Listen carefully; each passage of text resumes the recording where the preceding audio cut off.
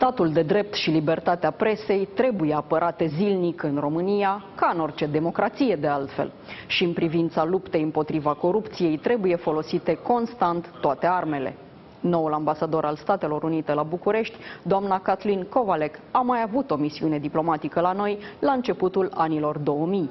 Spune că am evoluat de atunci, dar că rămâne în continuare atentă la parcursul prezent al României. Discutăm despre toate aceste probleme, dar și despre ce mai urmează în relațiile dintre noi. Sunt Cristina Cileacu, începe Pașaport diplomatic.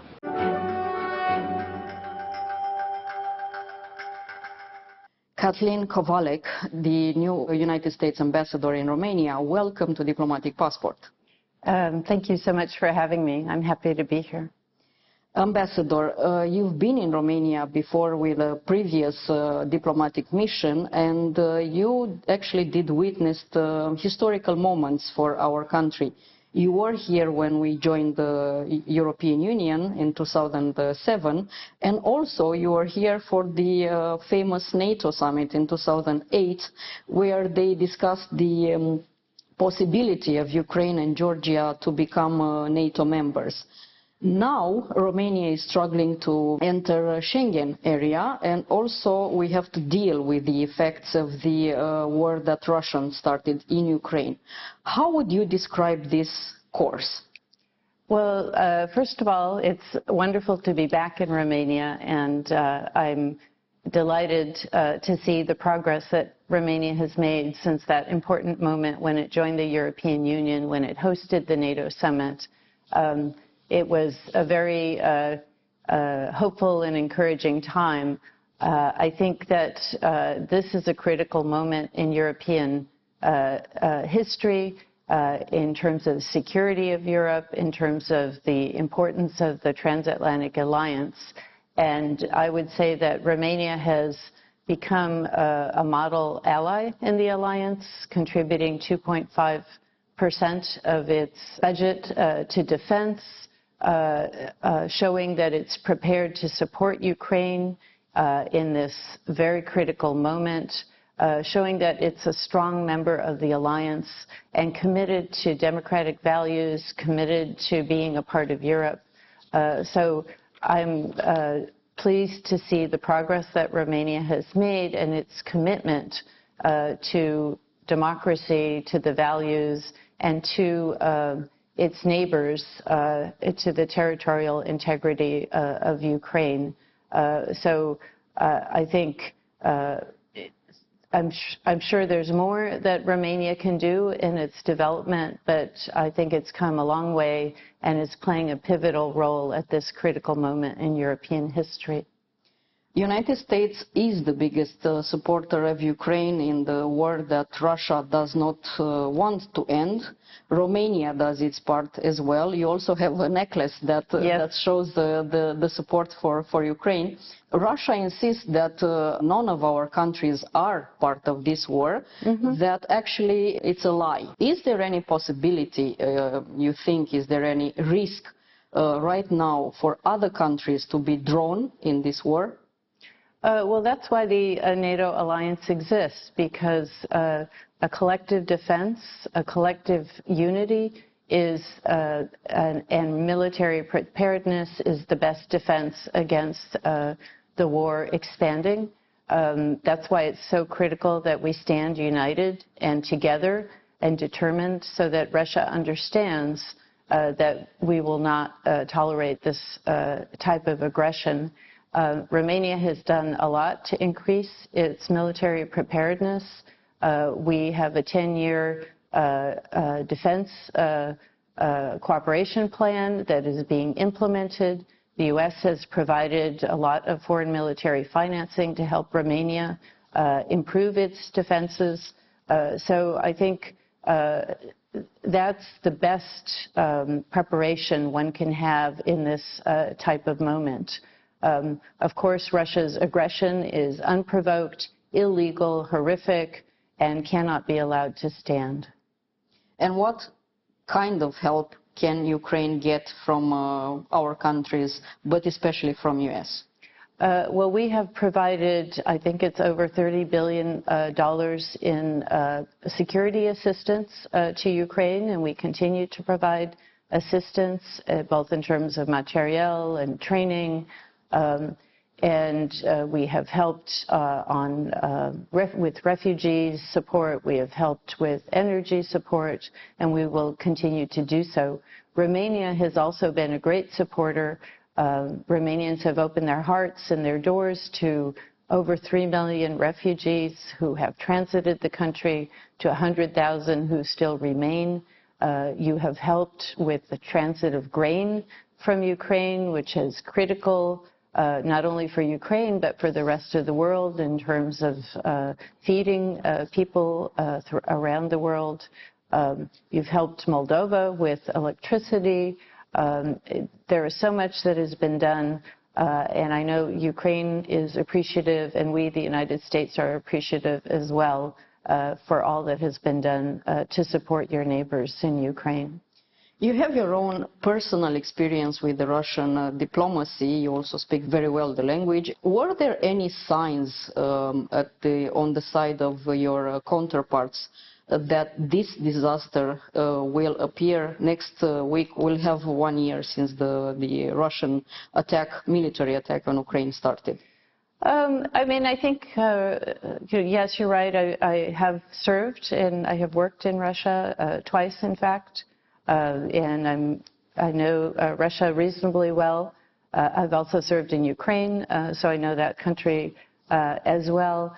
I mean, I think the 2014, the seizure of Crimea was an indication.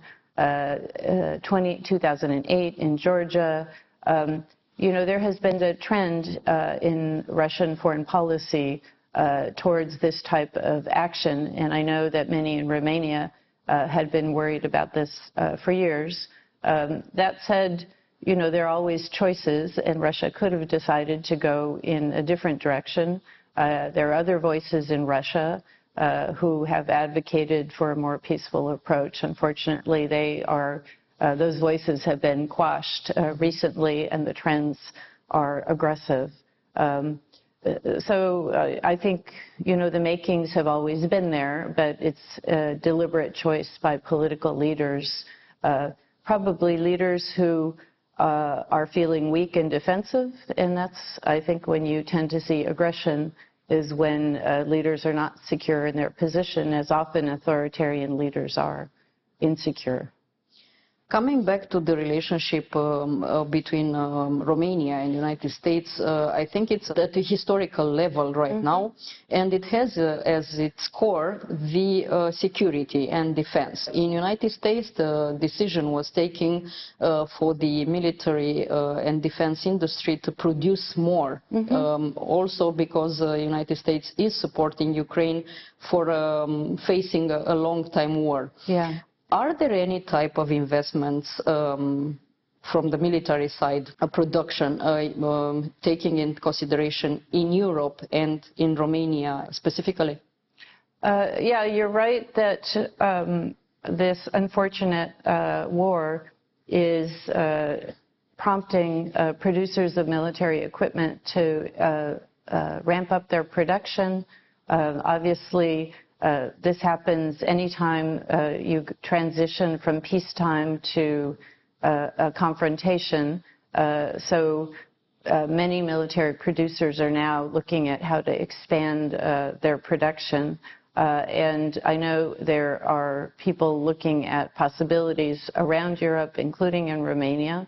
I don't have anything specific to mention, but I wouldn't be surprised if there were agreements in the future for joint production of certain systems. Certainly, there is a lot of work in the area of training and sharing of systems and all those things, buying of new systems, but certainly I think one can envision that possibility. Another investment that United States is already clarified with Romania is that in nuclear energy. Yes. Are there any new type of investments in the area of energy taking into consideration? So one thing I think that I have been impressed with on my return here to Romania is the extent to which Romania has become a leader in Europe when it comes to energy, both in terms of energy security and independence and energy diversification. I think Romania is one of the top countries in terms of its independence from outside energy sources. Because you have invested in hydro, in solar, in alternative forms, and now are investing more heavily in nuclear with the support of the United States. There's the agreement to work together on Cernavodă power plant. We are looking at an innovative partnership when it comes to small modular reactors.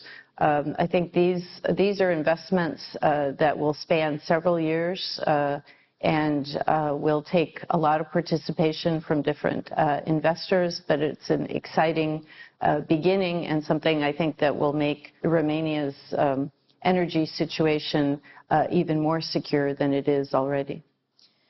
When it comes to investments at the level of the coalition, the political coalition that is currently ruling Romania, from time to time the issue of higher taxes for foreign companies come on the table.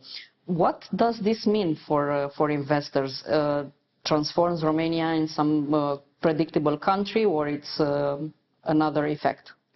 Well, I think for foreign investors, and let me say that there's great interest from American companies in investing in Romania, and we have many U.S. companies here already. U.S. companies have contributed to the creation of over 100,000 jobs in Romania, and we have over $5 billion in trade, annual trade between the United States and Romania.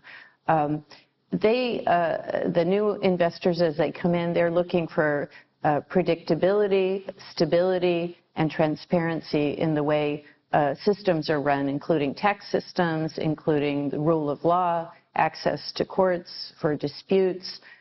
So when there are issues that crop up that suggest there isn't predictability or stability in tax systems or in legal systems, companies will sometimes turn away from Romania. So it's very important that the government be clear, consistent, transparent in systems if it wants to keep U.S. investors. And as U.S. ambassador and the U.S. embassy, part of our role is to advocate for this type of approach and to engage when we see that there are problems, and that's definitely something I intend to do when I'm here. And what else is on the list of your to-do thing as an ambassador of the United States in Romania? Well, thanks so much for that question. As I see it, I have three key priorities here. The first is security, and we've touched on that. I want to support and strengthen what is already a very strong partnership between Romania and the United States. The second is in the area of economics, trade and investment. I'd like to see even more companies come and invest in Romania, more trade between our countries. I'd like to see the energy piece be a big part of that, and which it already is with the Cernavodă agreement. And then the third area is strengthening democracy. And this links back to the first two because a strong, healthy democracy with rule of law, with protections for free media is critical for the rest of the system to work well. A democracy cannot succeed if it doesn't have transparency, if it doesn't have rule of law, if it doesn't have access to free media. So I will continue to support the programs that the U.S. Embassy runs in support of freedom of the press, in the support of rule of law, cooperation in law enforcement, cooperation in anti-corruption activities. Those will continue to be a big part of our agenda. And of course, people-to-people exchanges across all of these areas something I look forward to supporting. You did say rule of law and also corruption. Yeah. In your previous mission in Romania, 2005-2008, there were a lot of talking about corruption. I have to update you. I'm pretty sure you are already updated, but I have to say this as well. Now we talk even more about corruption in Romania, and the perception at the level of citizen is that corruption already spread it at a level which is quite high, higher than before. How the United States see this situation right now in Romania on what you mentioned, corruption and the rule of law? Looking from a perspective of over time and from my previous time here, I mean, I think Romania made a lot of progress in the fight against corruption, set up institutions to tackle corruption, but this is an ongoing struggle, not just for Romania, but for any country, because there's always the temptation that people have to engage in corrupt practices. So right now, I think it's a critical moment, given everything else that is going on, to kind of strengthen and redouble efforts to combat corruption, to make sure that it is not spreading, to make sure that citizens feel confident that they can get justice through the court systems, that corruption in government will be identified and prosecuted. Coming from my previous post, which was in the Western Balkans, in Bosnia and Herzegovina, where I think the anti-corruption work has not advanced so far, one sees that a lot has been done in Romania, but of course a lot remains to be done, and it's important to continue the work. And the rule of law? Rule of law, the same. That's very important to support efforts to strengthen rule of law. I mean, it goes hand in hand, of course. There has to be a strong court system. Prosecutors have to be independent, prosecutors and investigators. And of course, the media plays such an important role, investigative journalism, bringing to light issues, helping to uncover corruption. That's a key role for the media. And the media has to be protected. Reporters should not be intimidated.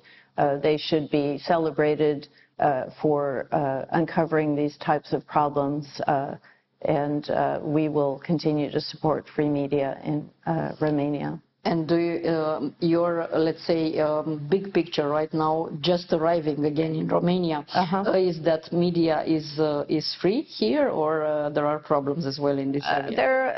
I understand that there are some challenges as well, that certain journalists have been targeted, that there are questions. I think all around the world right now, media is under pressure because of economic challenges, because of social media and the competition. So, of course, there are problems. There are problems in our country as well. But I do think this is something I want to look into further. I want to meet with journalists. I want to hear about what's happening. I want to see how the embassy can help with our programs. And I will encourage the politicians and officials with whom I meet to support independent media.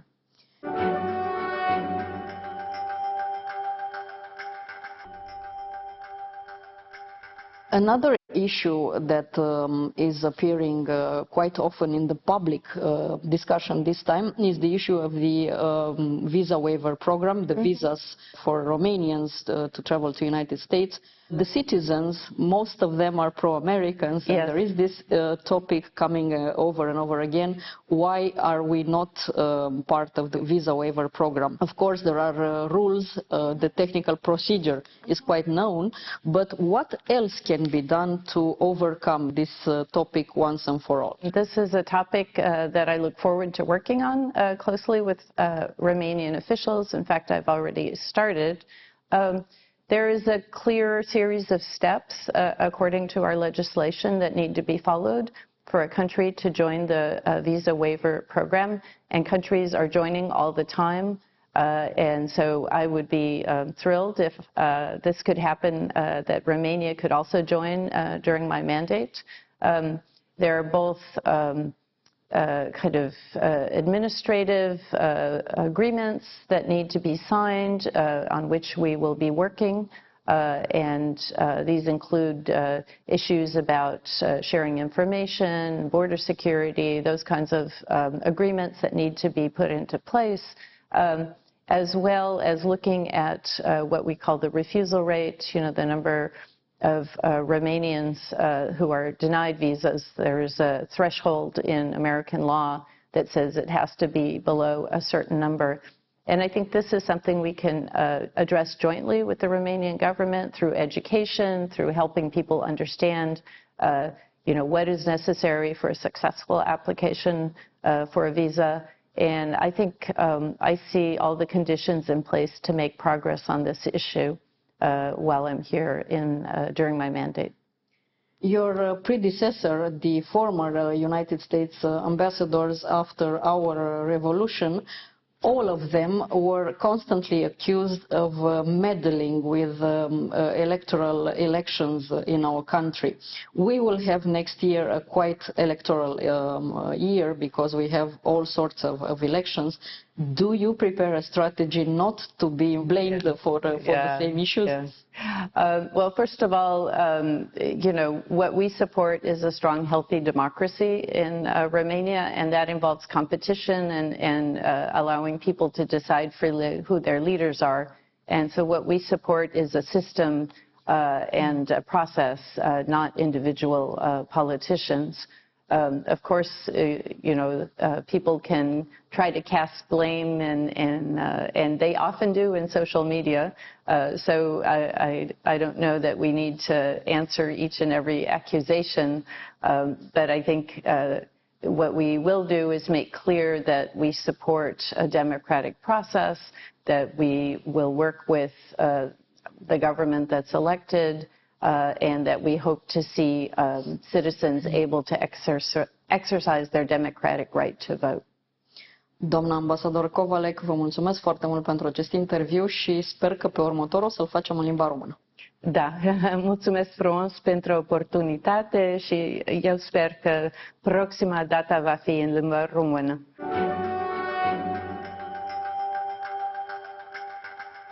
Atât pentru astăzi, dar rămânem în continuare online pe pagina de Facebook a emisiunii și pe contul nostru de Twitter. Revenim cu subiecte noi din lumea diplomației și a politicii externe, vinerea viitoare de la 11:30 și în reluare sâmbătă după miezul nopții. La revedere!